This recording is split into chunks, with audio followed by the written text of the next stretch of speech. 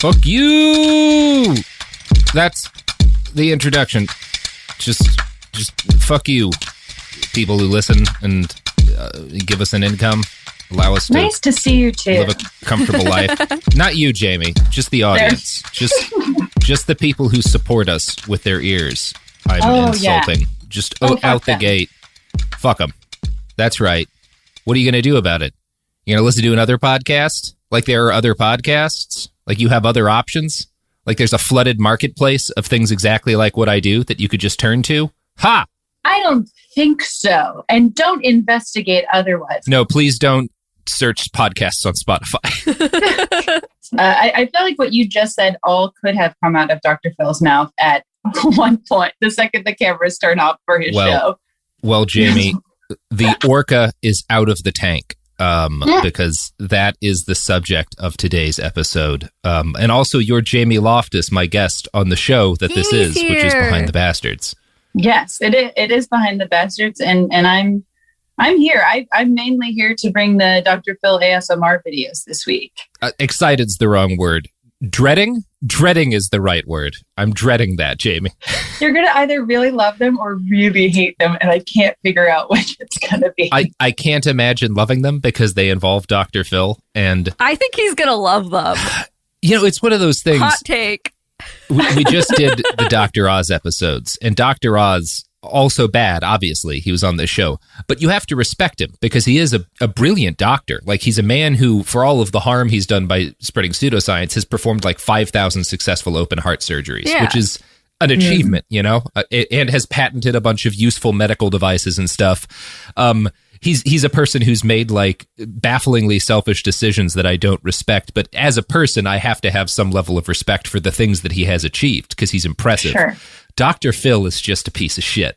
He's like, horrible. Dr. Phil is just straight up trash. We were talking about this off mic. There was some Dr. Drew drama in Los Angeles this week that actually, like, for once ended well, and online bullying persevered, and Dr. Drew was like nominated to the Los Angeles Homeless Services Authority board. And what is I don't know Dr. Drew. What does Dr. Drew do? I'm assuming he's a nonsense doctor like all of the other doctors we talk about. He may be technically a doctor. I'm not totally sure, but I think he's a radio doctor. Oh, that's the best kind of doctor. He also mediates the reunions of Teen Mom and Teen Mom 2 and 16 and Pregnant, and causes damage to lots of young minds all the time.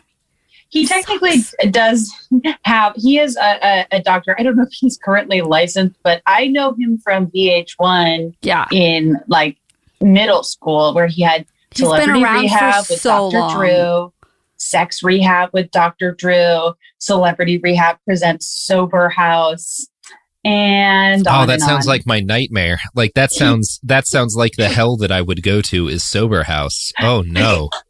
I could have shortened my description and said he's Adam Carolla's best friend, which is also true. Which is all you need to know about him. Oh yeah, no.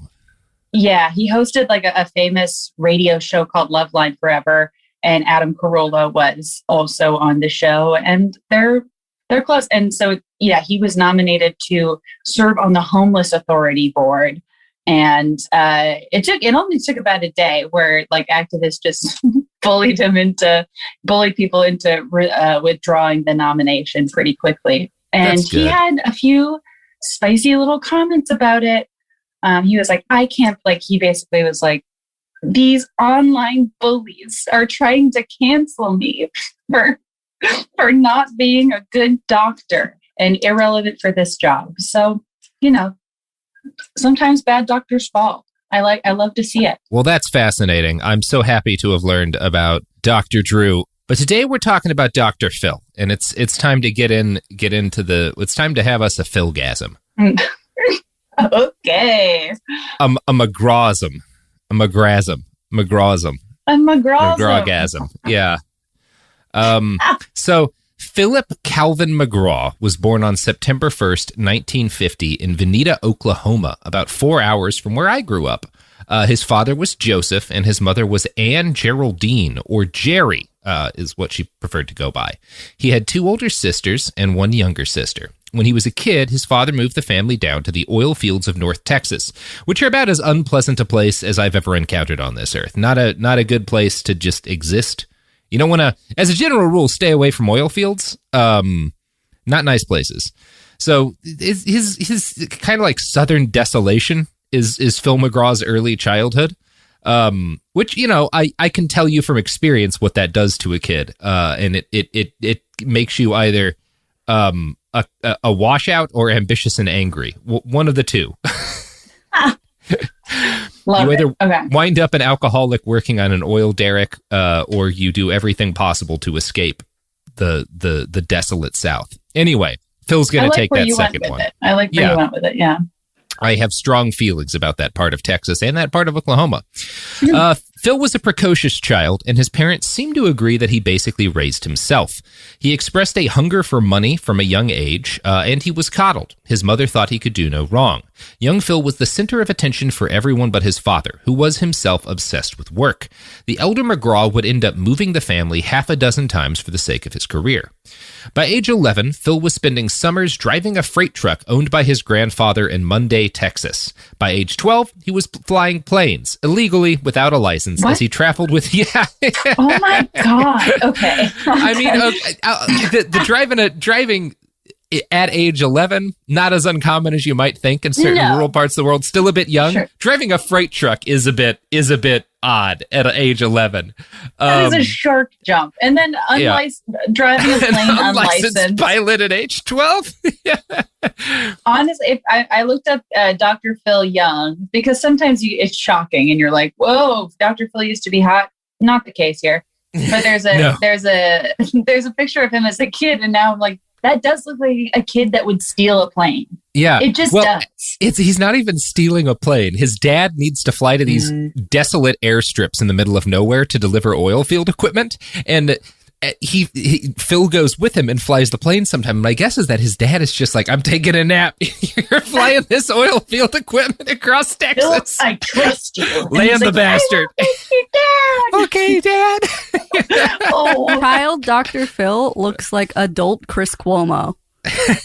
Whoa, I see it. Okay, it's honestly shocking that he was not a bald baby. No, if someone wants to make a comic book, Dr. Phil Child Pilot, is a pretty decent premise. I've heard worse. So yeah, this is how Phil spends his childhood, up until the point when his dad, Joe, turned 40 and decided, apropos of nothing, that he was going to abandon his family and become a psychologist. Wait, hold on. We truly don't have more info than that. I have not found more info than that. His dad's like, I'm going to become a psychologist. You guys can keep doing your thing, you know? Like, that's basically how it's set. And so Joe leaves his wife and 3 daughters behind. I think they stay in Texas. And he brings Phil with him to Kansas, where the two started a new life together. I don't like this. The closeness of father and son here. It sounds like, why is it? I hate, because every time we go over stories like this, you're like, it can't be daddy issues. Everything can't be just daddy issues. But then it always is.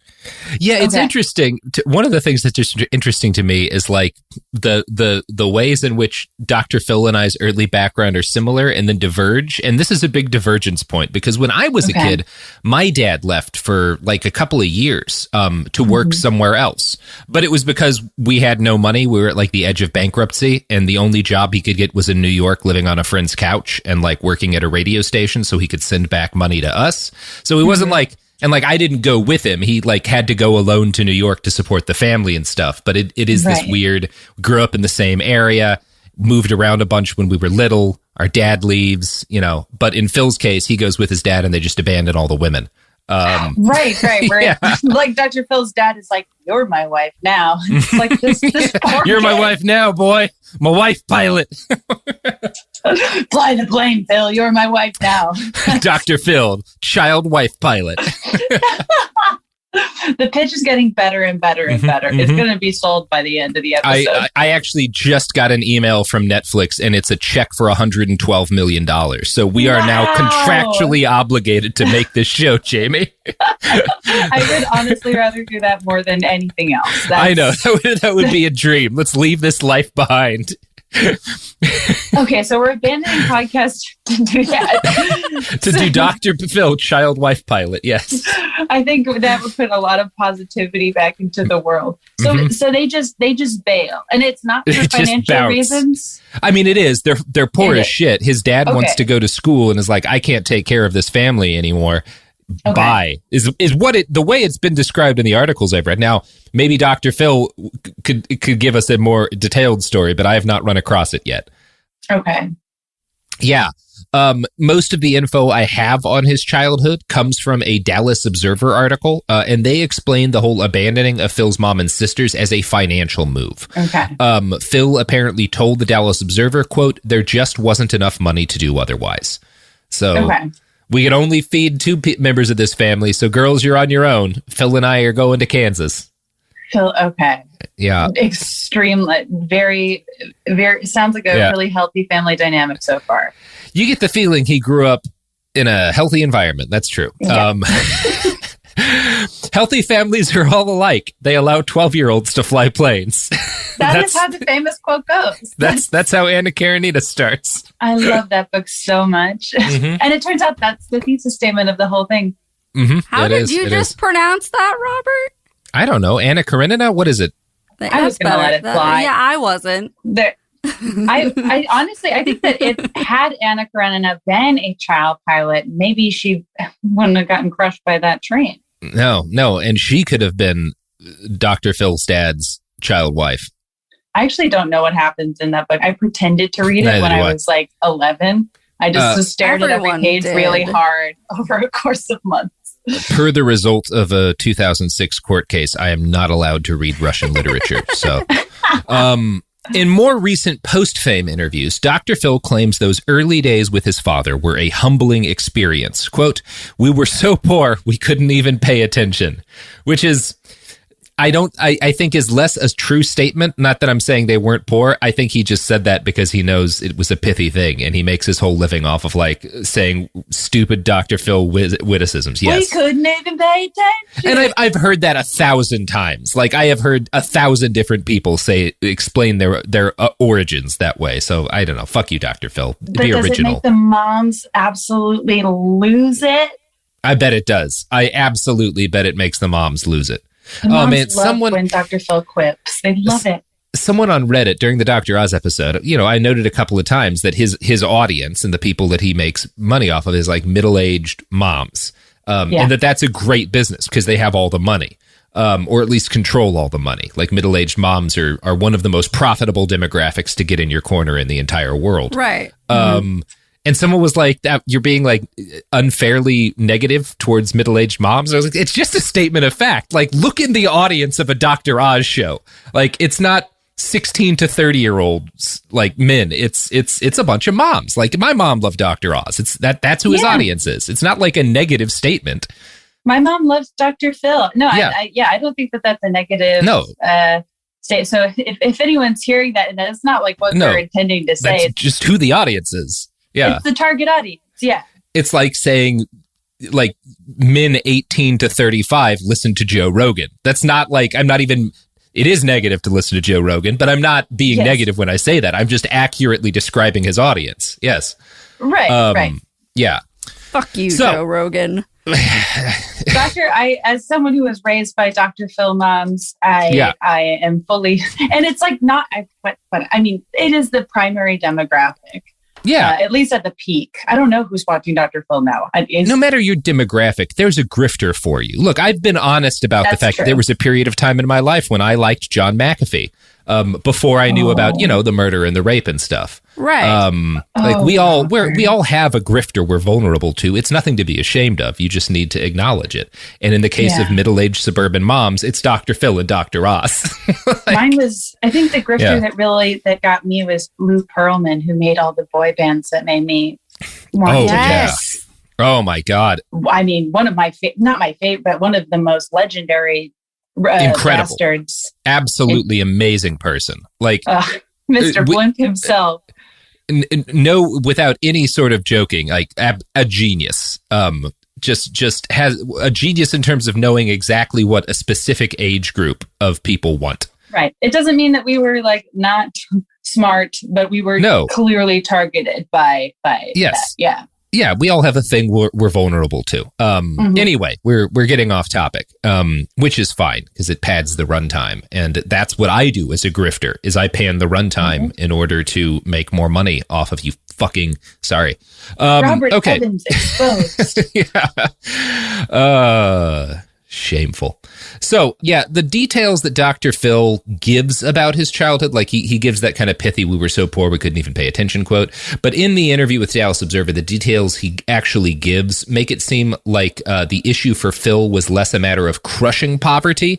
Like, I think they were kind of poor, but I think they were like my kind of poor, like, which was not crushing poverty. It was not you're malnourished. It's just there's no money for anything but the basics, you know. But the basics are covered. Absolutely breaking even. Yeah. But you're not like you're not like in absolute destitution, you know, like not to exaggerate it, but like you're poor. Like that's kind of what I think is really happening. And part of why I think that is because his real complaint about that time in his life is that he couldn't buy any cool shit. Quote from the Dallas Observer, "It didn't help that he was fiercely competitive," he says, "and he lacked the clothes and the car to compete for girls." So I think that's more the big thing for him, right? Like, you're not that poor. You just don't have enough money to impress girls with possessions. Right. Okay. That's, I get that level of poverty. Yes. Yeah. I think most of us had more or less that level of poverty where like, you know, especially like I was like one of the poorer kids in a school that was not poor. So there were kids in my school who drove BMWs. And like I had a beat to shit Ford Taurus. I'm not complaining. I had a Ford Taurus. Like I'm not complaining. I had a car, but like you see the kids whose like parents are rich, and you're like, ah, shit, I feel so poor because they have like a brand new Jaguar. That's I think the kind of poor he is. Yeah, our school is like the kid with the Ford Taurus was like, oh my god, he has a car. What a cool boy. Yeah. I mean that was just for my senior year, but yes, I did eventually get a car. So thankfully, the young Dr. Phil was huge, quickly crossing 6 feet. He's a massive man. If you've ever like seen him next to normal sized people, he's a very large person. I forget that, but yes. Yeah. Is he like 6'4"? He's like, he's like an inch or two taller than me. And I think quite a bit broader. Like he's a big motherfucker.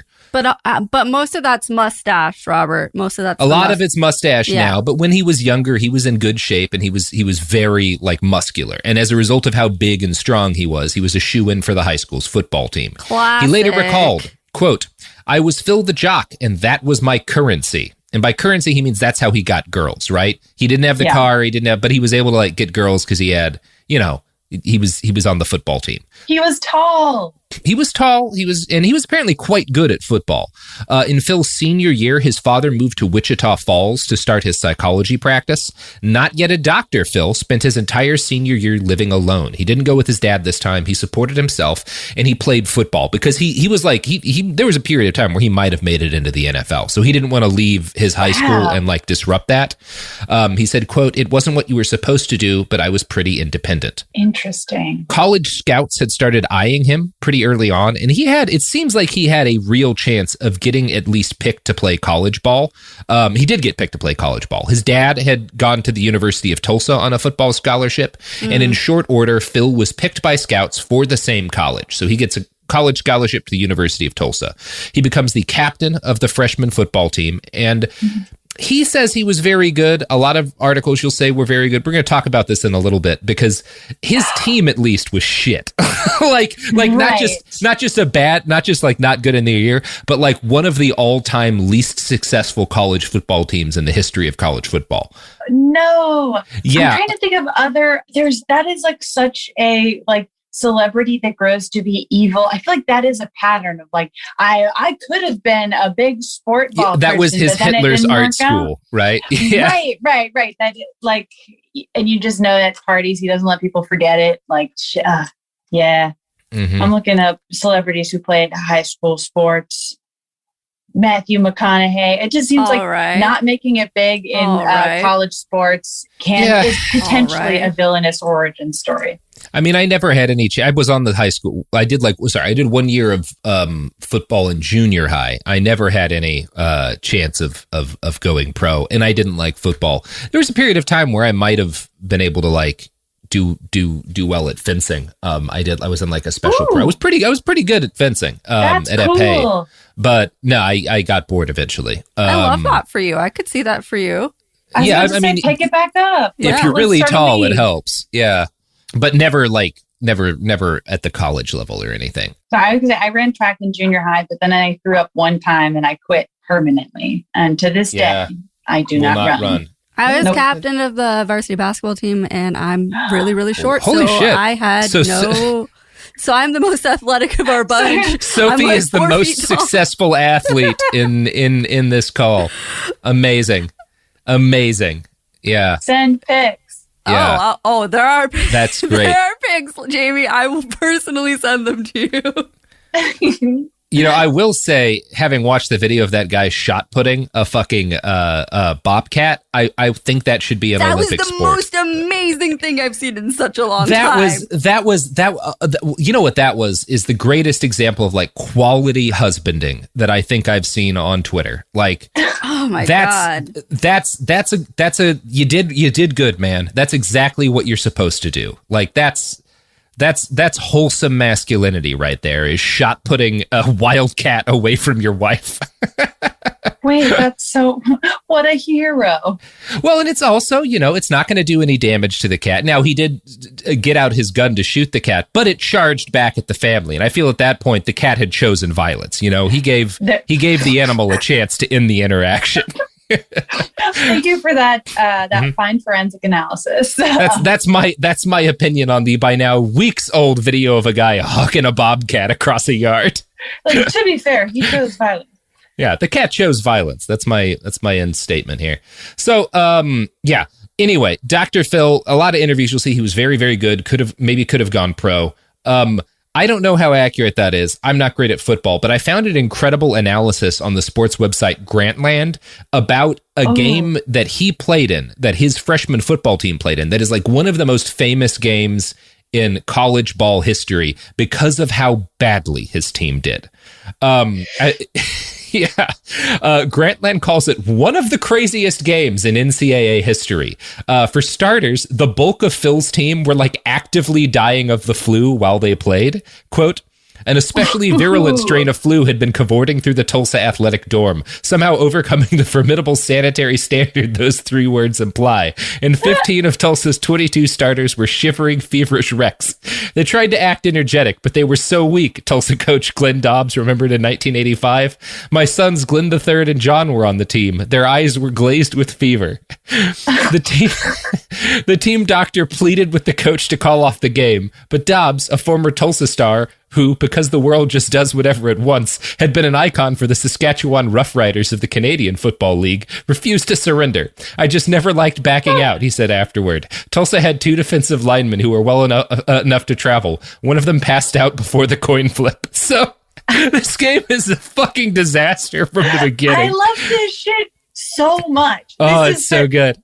Finally, a sports movie for me. Yeah, everyone's just so puking and shitting to death. Yeah. Also, someone named Glenn III is involved. Like, just the funniest fucking thing. Passing out before the game starts. Oh, that is just... And kudos to the Grantland writer. It's a very entertaining article.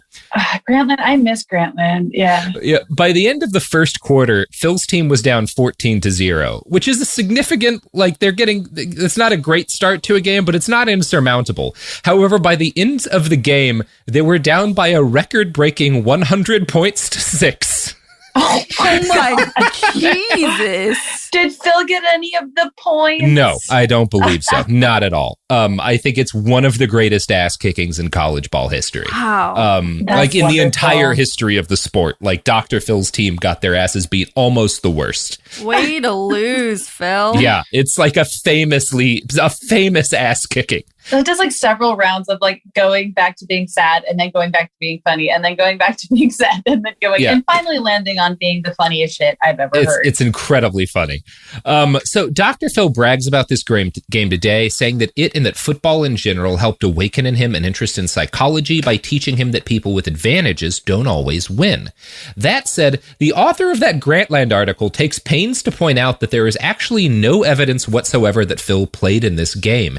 And the facts that do exist from this time make it seem kind of unlikely. I don't know how to, like, it was far enough back that there's not any comprehensive way to know for sure, really. But the doubt thrown onto it by this investigation might mean that as a grown-ass multi-millionaire, Dr. Phil lied to David Letterman about playing in one of the worst ass-kickings in sports history, and I have no idea what this says about him. Like, I don't even know how to analyze that. There's so many levels there. Because like, if he did play in it, you're like, oh, what a... Yeah, okay, that's fun. Yeah, you like, I can see, like, if I partook in a famous ass kicking in a sports history, I would brag about that as an adult. It would be funny, you know? That's you get fun. Enough distance from it, sure. Lying about it, though. Lying about it is baffling.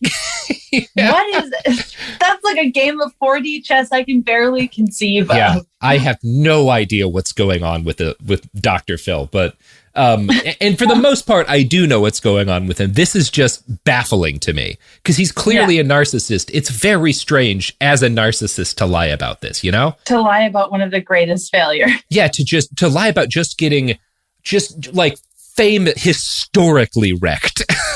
Anything for clout, baby. Anything for fucking by clout. Any means. Speaking of clout, you know who has all of my clout, Jamie? Does it happen to be a product or maybe even a service? It is the products and services that support this podcast. I sacrifice all of my clout to them, like members of the ancient cult of the old ones sacrifice virgin babies to Nyarlathotep, the crawling chaos. Much like that, here's some ads for dick pills.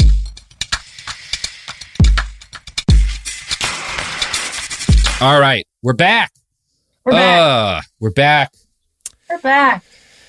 Worshipping the old gods, I don't know, might deliver up some of my bodily fluids to a Shoggoth later. Who knows? We're talking about Dr. Phil. Anything can happen. So anyways, after this, at some point, I don't know the exact year, but at some point pretty soon after this disastrous game, because Phil was definitely on the team. At some point after this, Phil had another sports disaster. He went in to tackle a running back and he got hit really hard. And I don't mean just like, you know, sprained something. I mean, he woke up blind. Like, oh my God. The kind of head injury where when you come to, your eyes don't work, which is medically speaking bad. Should be allowed. It shouldn't be allowed. Scary. It absolutely, like, I don't know. I think adults should. I think if you're like 22 and older, you should be allowed to play football, but certainly 18-year-olds should not be, nor should they be allowed to join the military, by the way. Yeah, sure. So, he still, it was, the head injury was bad enough. His eyesight came back, obviously, but it was a serious head injury. And it ended, there was no chance of him continuing his career after that, right? Like, it's one of those things where like, you don't get to ever play football again because you get hit in the head one more time. That might be fucking it for you, you know? Right. Once his eyesight, and he still suffers. Like there's after effects of this today. Like it's a lifelong injury. He got really messed up. It's a bad thing to do. Yeah, it's bad. Once his sight came back, Phil returned to Wichita Falls to heal and to plot his next move.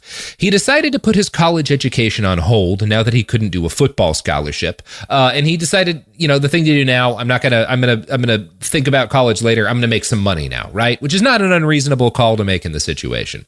Sure. And I'm gonna quote from a write-up in the Dallas Observer. He worked at a health club selling memberships and wound up owning a partnership interest in that club and a half dozen others. That was typical of the way he did things, says Scott Madsen, who went into the building business with his future brother-in-law.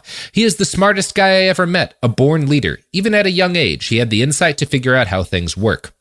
Others took a more damnable view of his business practices. I didn't know of anyone who had a business deal with Phil at the time who felt they came out on top, says David Dickinson, a former friend of McGraw's from Wichita Falls. It's like playing golf from someone who moves the ball around all the time.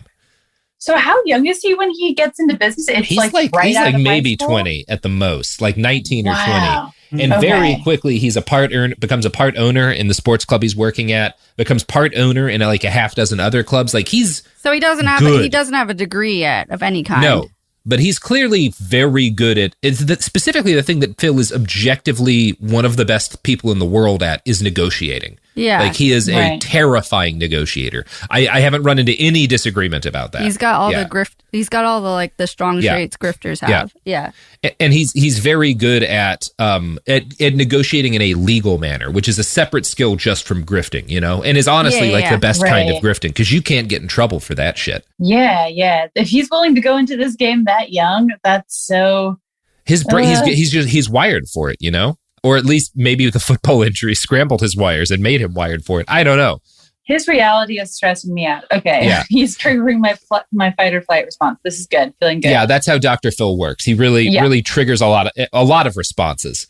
Yeah. Now, the article notes that that Dallas Observer article notes that when you interview a bunch of people who have known Dr. Phil over the course of decades, you tend to get two very different pictures of the man. One from the people who like him is of an incredibly gifted expert in practical psychology who has a passion for helping people. And the other picture you get of Dr. Phil is a, quote, charismatic opportunist who achieved great things by betraying the people closest to him in order to make a quick buck. One of these spurned former friends is Eldon Buck, who claimed to the Observer, I put Phil in a couple of oil field deals, and everyone pays me but him. Phil is a smart son of a bitch, but he's only out for one thing, and that's Phil. Now, Phil denies all of this, but it is worth noting, as we've just heard, that Buck is not the only person with allegations like this against him. He's not even just one of two, but we're going to get to that story in due time. So he's also involved in oil fields down the line? Yeah, in anything that'll make him money. Like this is like kind of all happening over a period of a couple of years. He starts making money and he immediately reinvests that money. He's in a bunch of businesses. You know, I have a very, very close friend who has that kind of brain, who's just always spending off their money into one business or another. And I don't know how they do it, but they just are able to keep track of the fact that like I've got an investment in this business, and through that business I have an investment in this business and an interest in these other three businesses, and those give me an interest in this, and like this is how all of that, like I don't understand it, but like it's kind of like being an engineer, you know? Some people have the kind of brain where you can open up like a fucking HVAC system or like the flight control system on an airplane and know what all of the little cords and all of the lights go and do and how to work all of that. Some people have a brain that allows them to just business, you know? I respect people who use it for good, but holy shit, what an exhausting sounding. It sounds like a nightmare. I keep all of my money in a pile, and I will never have investments. Like I will never, like I keep it in a bank, but like I have no investments and never will, because the idea of investing money is terrifying to me and makes me want to huddle around a fire with a spear and stab outsiders. I spent all my savings on Dilbert NFTs. Well, that's gonna appreciate. You know, Jamie. I got a good feeling. It's the only thing they're not making any more of.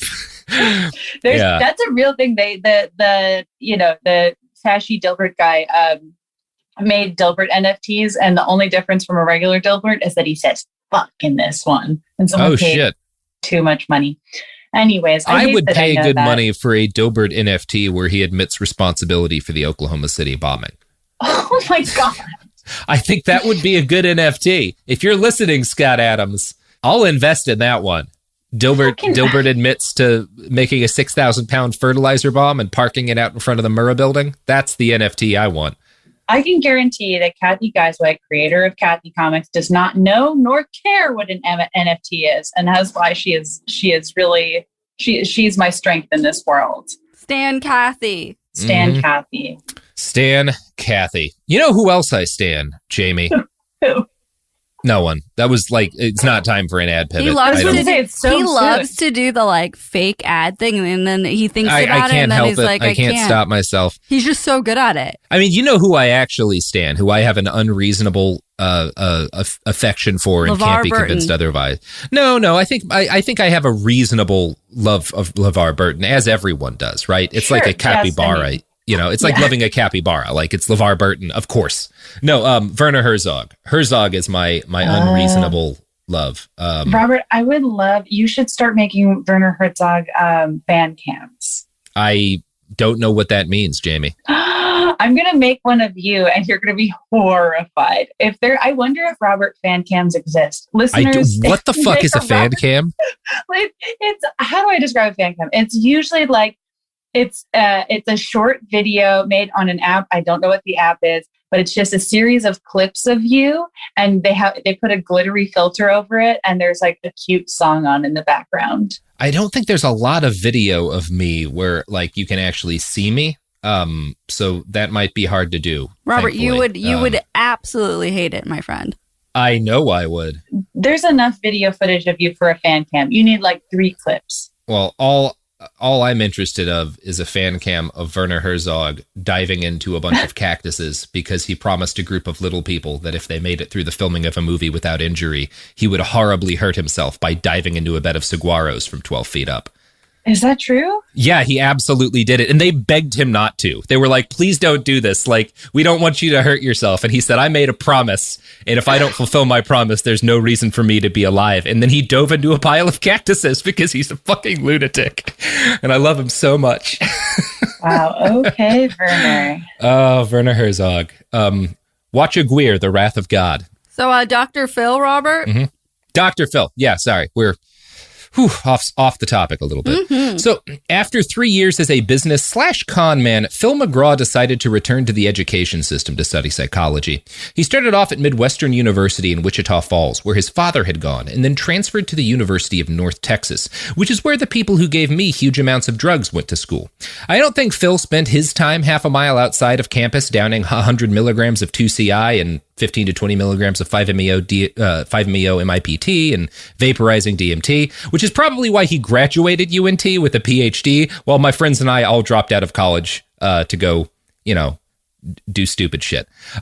Anyway. Punk rock. Yeah, Dr. Phil's not fucking punk enough. No, he's not. In his recollection, Phil both hated and excelled at college. He later recalled, I almost quit every day. The faculty just jacked with you all the time. I remember telling one professor, either kick me out or get off my ass.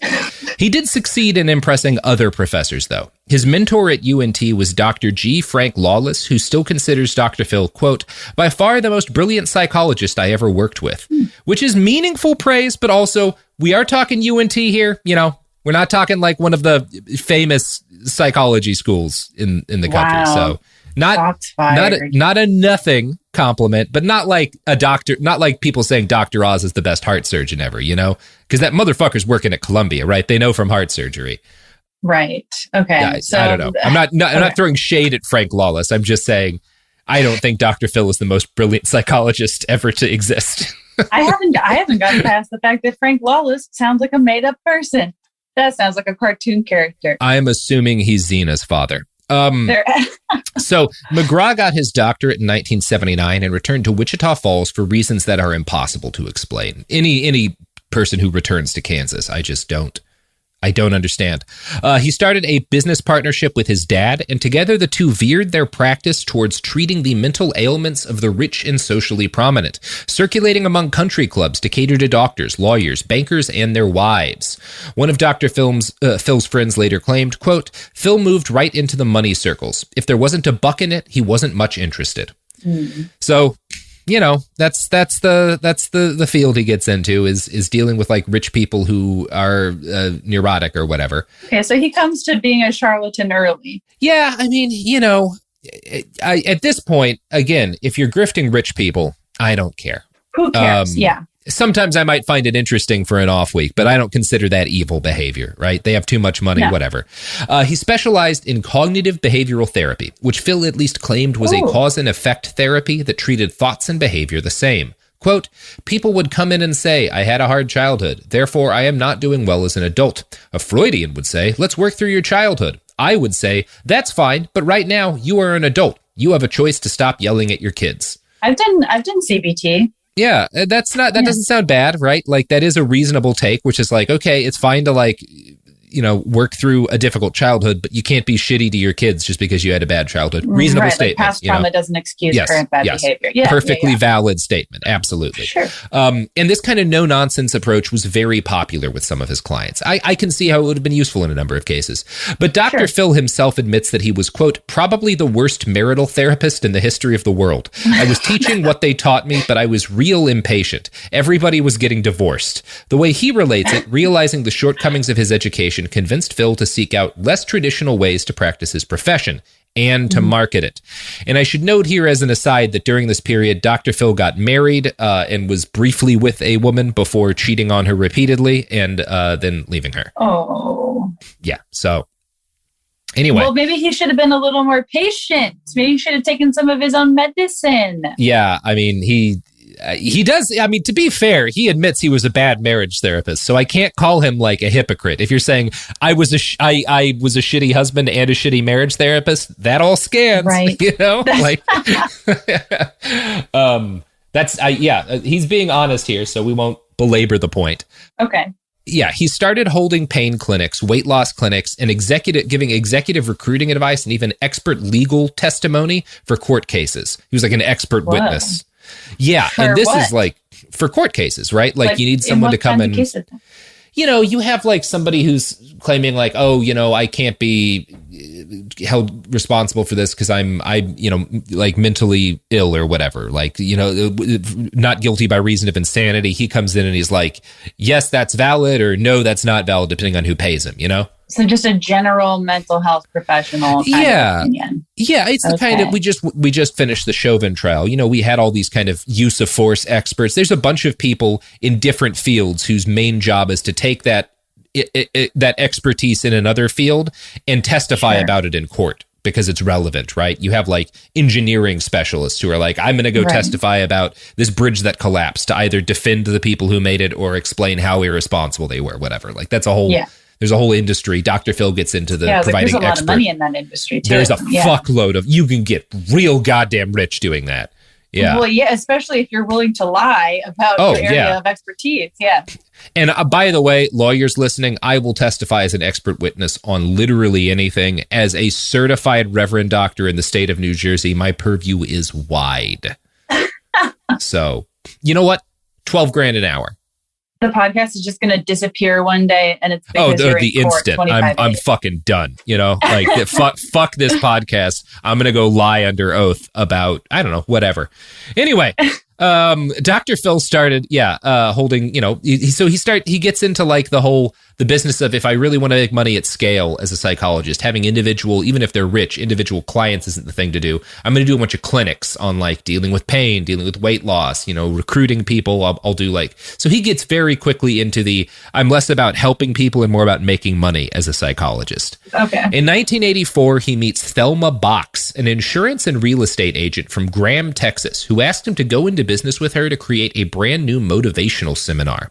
Now, we're talking, again, like the 70s, 80s, which is the golden age of motivational seminars. That's when this whole thing really explodes.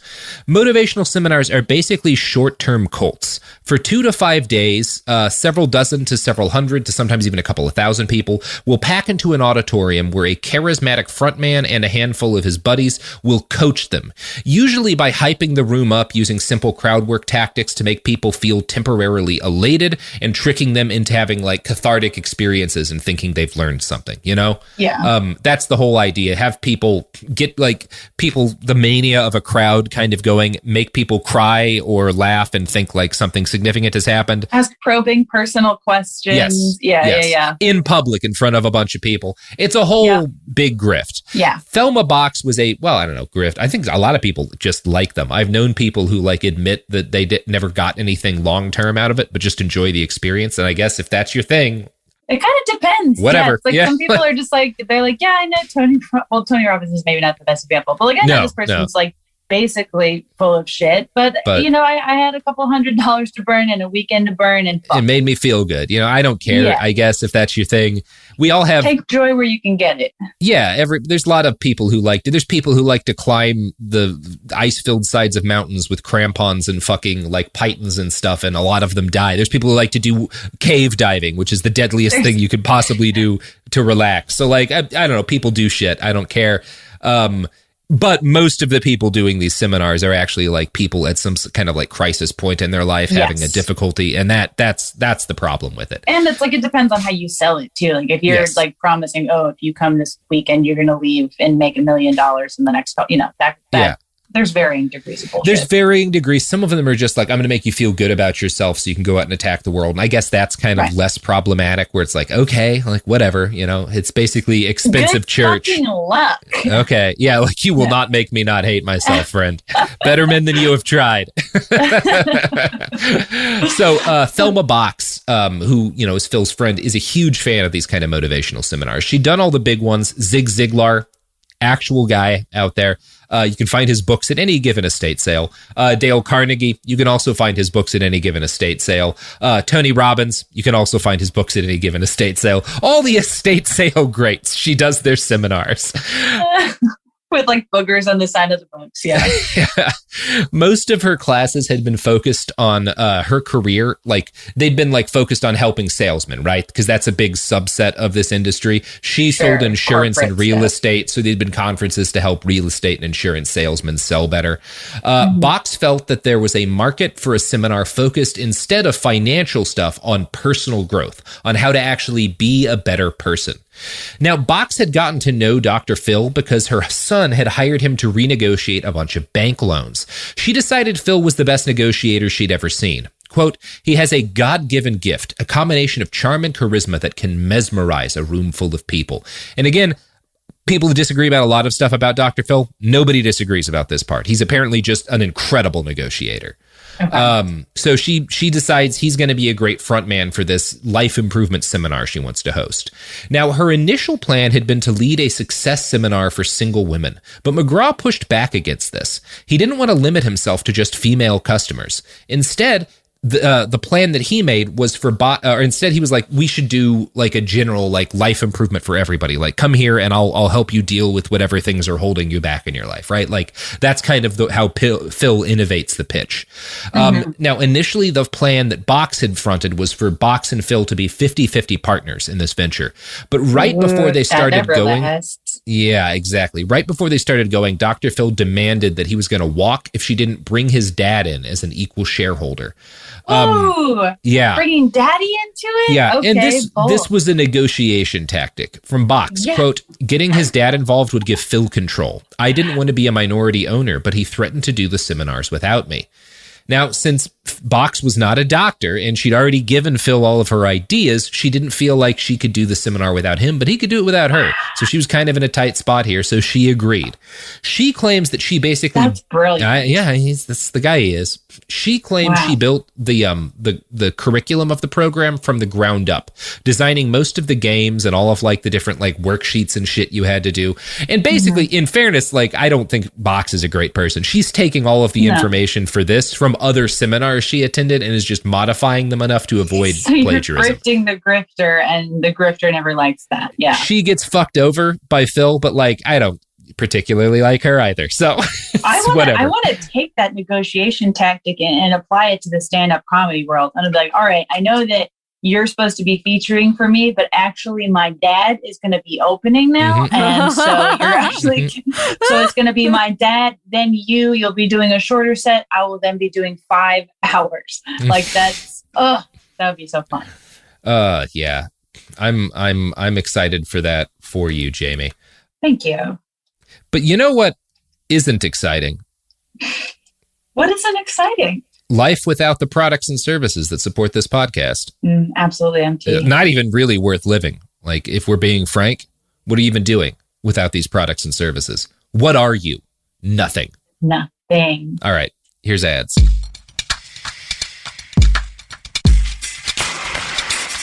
We're back. I hope you all spent money, because This whole fucking wheel of blood doesn't keep turning if you don't put money into it, people. Oh, boy. You know? Yeah. That's how it works. Yeah. That's how it works. Fine. Would you want this to fall apart? No. Yes. Anyway, so yeah, the basic idea of these seminars that Box mostly cooks up and Phil is supposed to present is to teach people how to find out what they want from life by making them more accountable, by expressing vulnerability, stripping away self-deception, which all just means like making people cry in a big room surrounded by other people, you know? Like that's the goal. Right. That's the goal. Yeah, with no connection to the outside world and just gaslight them into believing something that they don't. Short-term cults, which is the kind of cult I'd like to do because it does sound exhausting having to like, every time I watch my favorite TV show, which is the Waco TV show where they made David Koresh have incredible cum gutters. 50 minutes, 40 seconds before editing. Good timing. For Waco. It seems like it's exhausting. Like we all love David Koresh, but my God, the man had to put in a lot of work just to keep a cult going. Like it just doesn't seem worth it. Where to begin with that sentence? Short-term cults. Like if I could just do like a limited Waco, like 5 or 6 times a year over the course of like 4 days, that seems much better. It's like a juicing. Yeah, it's a juicing of the spirit. You're just left like, you feel like you're better off. You're probably not. It doesn't matter because you can sleep for 3 days. Yeah. Sophie, take down a podcast idea, the 40-minute Waco. I think we could make a lot of money with this. Anyway, back to Dr. Phil. So what made the this seminar thing that he launches with Box special is the group dynamic. Getting 100 or so people together in a room, crying and sharing stories, and having the kind of addictive, cathartic experiences that make seminar hosts rich people. Phil and Box were good at it, and Dr. Phil instantly gained a reputation as a magnetic host. One attendee recalled, quote, "His voice was mic'd and he sounded godlike. I watched powerful men crumble as he questioned them. He knew just the right buttons to push." Wow. You know, it's not that he's a great psychologist, it's that he is an incredibly intuitive man who understands people, which is why he's a good negotiator. He does have a great voice. I'll give that to him. Oh, yes. Yeah, he knows how to manipulate people, right? He's a great manipulator, and that you can make a lot of money doing that. That's the most like dangerous trade in the world is understanding people, but just not caring what happens to them. Yes. Yeah. I understand people, but care about what happens to them, which is why I tell them to buy machetes and bolt cutters. And Claymore anti-personnel mines. Yes, definitely saving lives. By the way, when you're ordering your Claymore anti-personnel line, use promo code BASTARDS for 15% off if you buy 4 or more. Claymore. Wow. Fuck Robert. anyone in front of you. What? No. Sophie. Robert, Dr. Phil. Okay, yeah. So the seminar series was called Pathways, and it became hugely popular. For a while, they were making fucking bank. And the whole process of doing this awoke in Phil, or at least accelerated, a deep desire to get on TV. He started pushing for his own talk show, schmoozing with a Hollywood producer who made the mistake of attending one of his seminars. Phil succeeded in talking said producer into filming a pilot episode of a show where 3 people went through Dr. Phil's training and told their stories of, like, you know, how it had helped them. Okay. The show sounds incredibly boring, and clearly it was not picked up. Now, over his years with Pathways, McGraw developed into a talented showman. One of his coworkers, David Dickinson, later recalled, "Once he got in front of the room, it didn't take long to feel the power. He loved being godlike and worshipped. The only reason it didn't become a cult is because Thelma wouldn't let it." Yeah. Wow. So, okay. He really does sound like Chaos Frasier. Mm-hmm. Yeah. Chaos Frasier, yes. Yeah. Dr. Phil was on Frasier. For all you Frasier heads, Dr. Phil was God, you're right. He was. The show, the episode, The Devil and Dr. Phil. I mean, the thing is, if you actually, Frasier was a big show for my family growing up. And so, like, while my mom was dying, we watched a lot of episodes because, you know, there wasn't a lot that she could do. And it was kind of a thing that was nostalgic for all of us. But one of the through lines of the series is that Frasier's not a good psychologist. Like, not a good psychiatrist. Like, he's bad. That's why he's on the radio. Yeah. He's a bit of a grifter too. More because Niles is supposed to be good. Yeah. Niles is competent. Although problematic. Definitely some stalking behavior from Niles. Yes, Niles is also canceled. But nobody on that show is a good person but John Mahoney, the only good cop, Frasier's dad. That's absolutely true. And not even Eddie is safe from from cancellation. And honestly, not a good cop. John Mahoney admits to lying on the stand in order to get a man incarcerated during an episode of Frasier. It's just like an offside comment. Yes, he absolutely does. I forgot that. He's just such a damn charismatic actor. I can't stay mad at the man. So by the late 1980s, Pathways had moved to Dallas, where each year more than 1,000 people would pay $1,000 each to attend a single weekend event with McGraw. That's $1 million in a weekend. So, jeez, again, great money in this. So Dr. Phil is, I don't know if he's a millionaire at this point, but he is well off at this point. Now, he, unfortunately, like his dad is involved in the whole thing, and Dr. Phil never had a great relationship with his father. I think he was just kind of using him to get control of the thing, but like he and his dad don't get along. They're both egomaniacs, and to make matters worse, the older Dr. McGraw was basically just kind of like there to cash a check. Like when he would show up on stage, he'd be like erratic and kind of say nonsense and not really help the business at all. So worse than nothing. Worse than nothing. The two men started to hate each other, which a number of employees noted as somewhat hypocritical. Quote, "Come on, here is a guy who was running a relationship seminar and he doesn't speak to his own father in the training room for years. He didn't walk his own talk." That is a fair hypocritical criticism. Fair point. That's hilarious, though. And while Dr. Phil's relationship with his dad kind of went to shit, his relationship with Thelma Box, who had founded the program that made him rich and developed its curriculum, got even worse. The Dallas Observer writes, quote, "Though McGraw and Box were partners for more than 7 years and friends for more than a dozen, his treatment of her didn't seem much better. On November 16th, 1992, Box received a faxed memo from McGraw informing her that he had made a tentative deal to sell his interest in Pathways to Midland philanthropist Steve Davidson. McGraw was ready to move on, his father ready to retire. That's why his father had sold his 1/3 interest, the memo informed her, to a Wichita Falls businessman. Of course, the new partners, quote, understand yours and my relationship and know that I am committed to you as a friend and associate and expect fair treatment. Basically, he sold me down the river, says Box, who recalls having heated discussions with McGraw about either selling her own Pathways interest or buying him out in the 2 weeks prior to the memo. Phil and I hadn't been getting along. He stopped talking to me, and I knew we couldn't go on that way. What he had neglected to tell her, she says, is that he had engineered this corporate takeover scheme by actually selling his interest more than a year earlier. On October 15th, 1991, he signed an agreement for his sale of the sale of his Pathways stock for $325,000. I absolutely told her I was selling, McGraw says. What she didn't like was who I was selling to. Okay. Now, you can take whoever's word you want on this, but the author of that article was given a memo that McGraw sent to the buyer of his stock, in which the buyer agreed that the sale would be kept confidential from everyone, including Box. So I'm going to go ahead and say that Phil is the liar here. He basically knew, he wanted to sell out early when his stuff was worth more than hers would be. Like with only a third of it left, she's not going to get as much money for it. And he lies. She's trying to buy it from him for a year after he's already sold it, and he's just stonewalling her. It's a shitty way to treat a business partner. It absolutely is. Yeah, it's hard to care about anyone involved in this whole situation, but he does sound like the party who wronged her. Yeah, and he acknowledges that the material from his first best-selling book was basically lifted entirely from the Pathways curriculum, but he has never acknowledged that Thelma Box actually wrote the curriculum he based his best-selling book on. So. And they definitely didn't mention whoever Thelma Box stole it from. So no, and that again, that's the thing. Like, right, the point is that he is a con man, not that she is particularly a victim here. You know, right. It's like I don't care about Thelma Box. In 1989, Dr. Phil was living and working in Wichita. He keeps going back to fucking Kansas, enjoying his Pathways money and working as a psychologist. One of his patients was a young woman who he started and maintained a quote inappropriate dual relationship with. Again, that means dual. Yeah, he is her doctor and he is fucking her. Oh, don't fuck your doctor. Come on. Yeah, shouldn't be doing that with the patient you're providing psychiatric care to. Definitely don't fuck kind your of patient. a no-no. but also don't fuck your doctor. He then made the relationship even more inappropriate when he hired her part-time while she was still his patient and lover, which is so many conflicts of interest. Like, no, that is.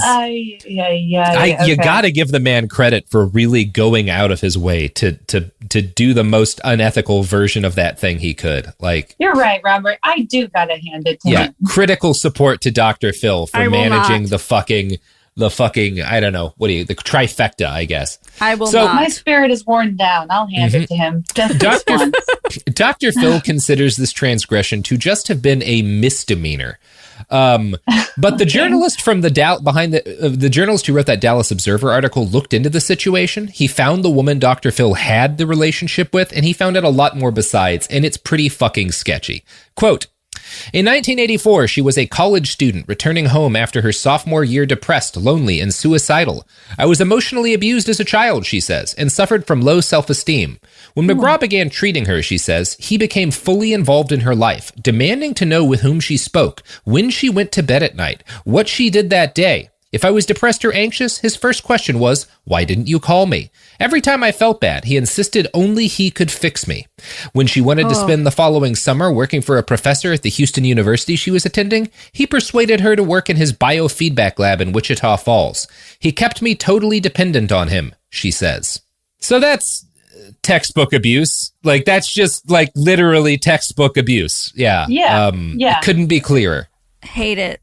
Hate it so much. On so many levels, too. Yeah. Like on multiple levels. God, that's fucking terrible. It's really bad. It's really, he's a bad person, Jamie. He's just a real bad person. And he's your employer. Like, fucking hell. Not to be complimenting Dr. Oz, but by this point in the Dr. Oz story, he's performed thousands of open heart surgeries. Again, Dr. Phil, they're both grifters. Dr. Phil never does a single good thing, like to even the scales at all. He's just a monster. Right? And you get the feeling Dr. Oz, I have never heard a complaint that he's abusive in his personal relationships. People mostly, I've heard reports that he's kind of a narcissist, but I've never heard that he's like a monster. Dr. Phil's a monster, Robert, you know? Make a fan cam of him already. I don't know. He's a useful comparison. I just really hate Dr. Phil. Yes. So the formal complaint this woman filed led to a decision from the psychology board that Dr. Phil's practice would have to be supervised for a year. Before that time came up, he quit his practice and moved to Dallas to start a new company, Courtroom Sciences Incorporated, or CSI, with his neighbor from Wichita. His job was basically to use his psychology knowledge to help lawyers pick jurors. He loved the work, particularly the adrenaline that came from the high stakes of a court case. Dr. Phil's company was a hit, and his clients soon included every major airline on Earth, 3 TV networks, and dozens of Fortune 500 companies. Before long, it came to include Oprah Winfrey as well. God damn it, Oprah. No! Yeah. I mean, like, it's coming, but I just wish it took longer. Why Oprah and airline? God. Yeah, the two sacred things in our society, Oprah and the airlines. I want to know, every single time Oprah comes into the discussion, I am like, where was Stedman on all of this? Where does he? Yes, Stedman, what were you fucking doing? Stedman, because Stedman writes books that are alleging to be about something but are actually about nothing. But he's nice, so I don't care. Yeah, I hope that Stedman was like, something's not right, Oprah, and she was like, I'm not listening to you, Stedman. I'm assuming that's how their relationship works. She was like, I'm going to make so much money, an outrageous amount of money, Stedman. Stedman, quiet. We're getting a yacht. I will be able to clone you when you die, Stedman. That's how much money I'm going to make off this man. That's what sold him. I used to do little fan drawings of Stedman, Graham, and the Barefoot Contessa's husband hanging out. That's very unsettling, Jamie. And they would just be like sharing an umbrella. Anyways. So Oprah had made the questionable decision to do an episode of her show on the dangers of disease in the American beef supply. A bunch of Texas cattlemen sued her for fraud, defamation, and, just hurting their businesses. Now, I have no idea who's in the right here, and I really don't care. The case looked like to be going badly for Oprah until she brought in Dr. Phil to be a part of her trial team. Okay. He instantly recognized her as someone he could make money off of, and he set to work charming her.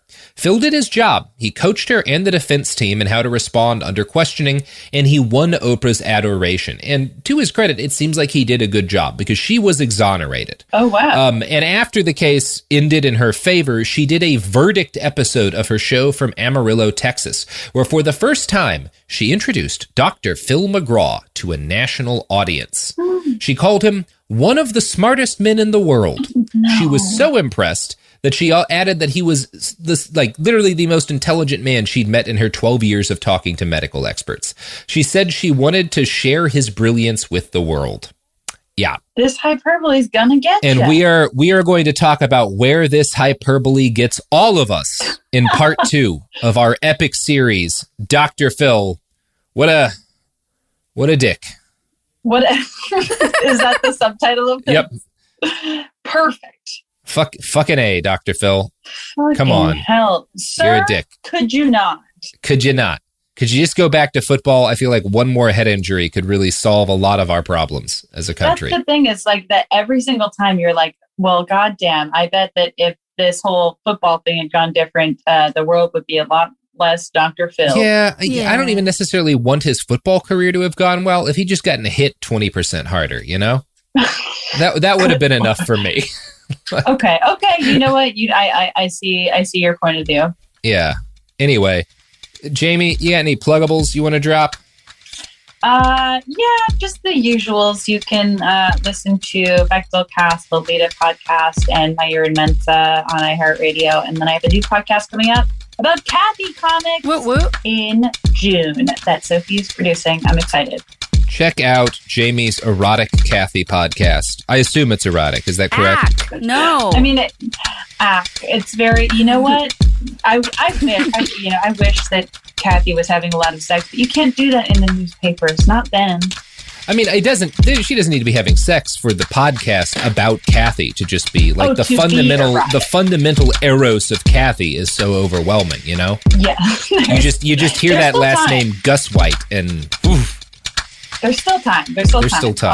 I'll let her know. But fix it in post. It's going to be an erotic podcast. Can you make it hornier, Kathy? Just like 12%. Anyway, I hope the rest of you have a day that's 12% hornier. We'll be back Thursday.